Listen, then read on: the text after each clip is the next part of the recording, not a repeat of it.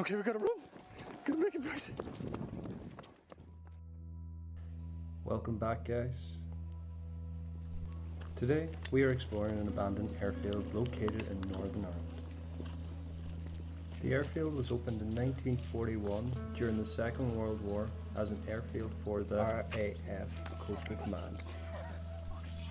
In 1943, the runway was extended and acquired an unusual characteristic in that it crossed an active railway. Rules were put in place, giving trains the right of way over landing craft. During the Second World War, an RAF bomber on a training flight clipped a telegraph pole behind a church at the local site area. The accident claimed the lives of all the crew members. The airfield was closed at the end of the Second World War, but then reopened in 1947 as home of the Joint Anti-Submarine School of the RAF. The airbase was home to many.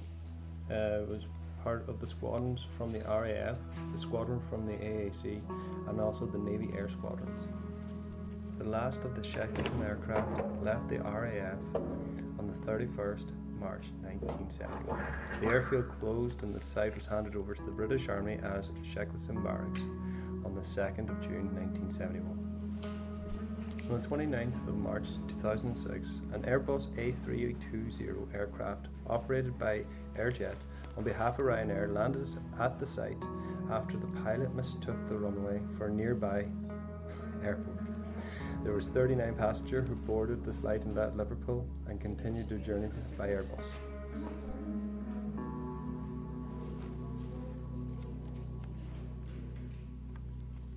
Most of the rooms we have ventured into were completely empty, bar left of the decay of the mould or some fallen debris that has come from the roofs.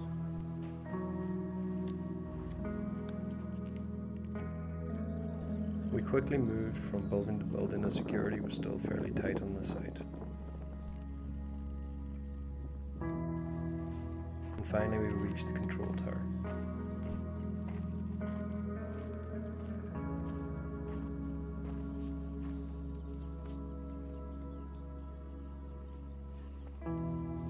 Again, all that was left was broken panes of windows and empty rooms.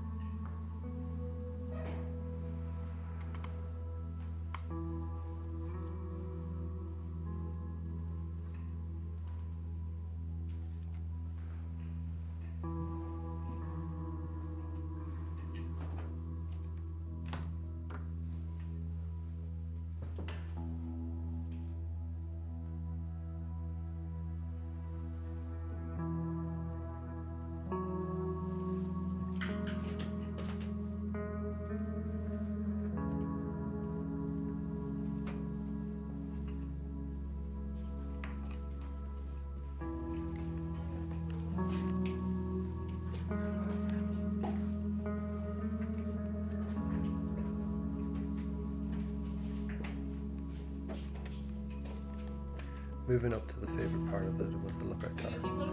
Again, it was completely empty, but it was a really beautiful sight.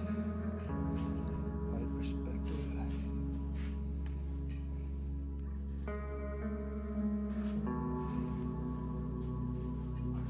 Fuck, so warm up here, eh? Jesus.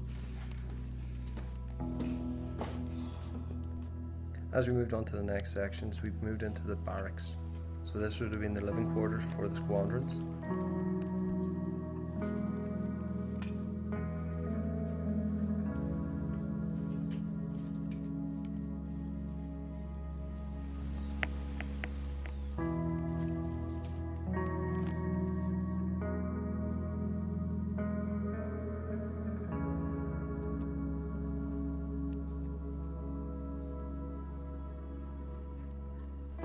And this here would have been the living quarter. As we move on down through the corridors, we'll actually find that there was shower rooms, there's kitchens, there was everything that they needed to stay on site.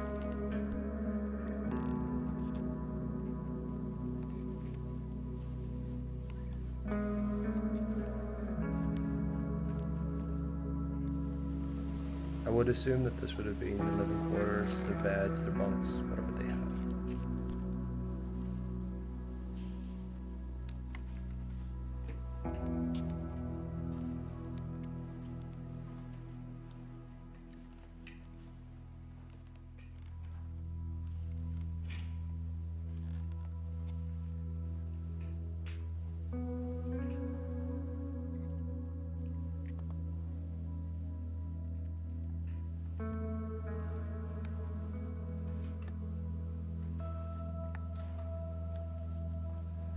Again, with an airbase hosting so many people on site, it feels like this is kind of like a school toilets, washrooms.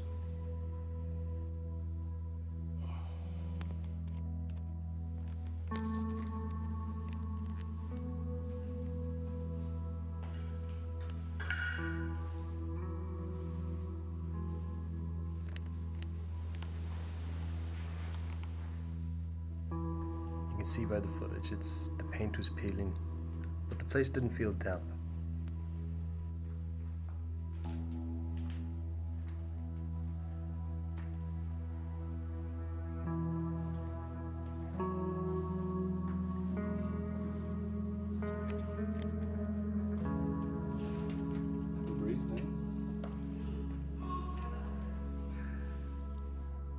We moved into the kitchen and you can see that yeah, this was a place that housed a lot of people and fed a lot of people.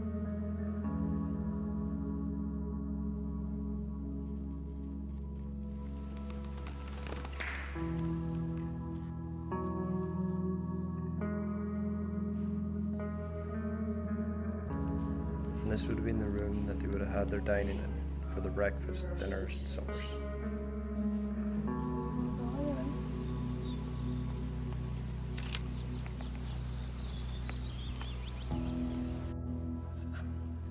As we moved through all the sites, this seemed to be a fairly new build. All the rooms looked to be fairly clean, and not damp or wet.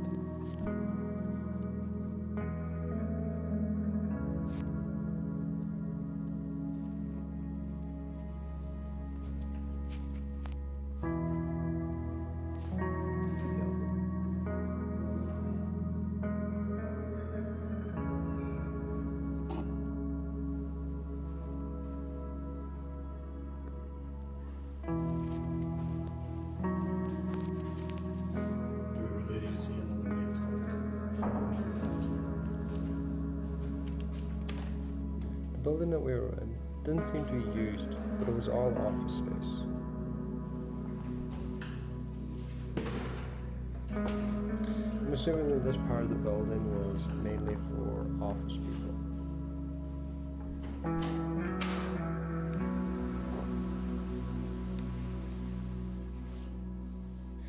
We find this massive motherboard that housed all the internet, phone lines, communications. Looks like someone came in and installed it, but it never had a chance to be operated.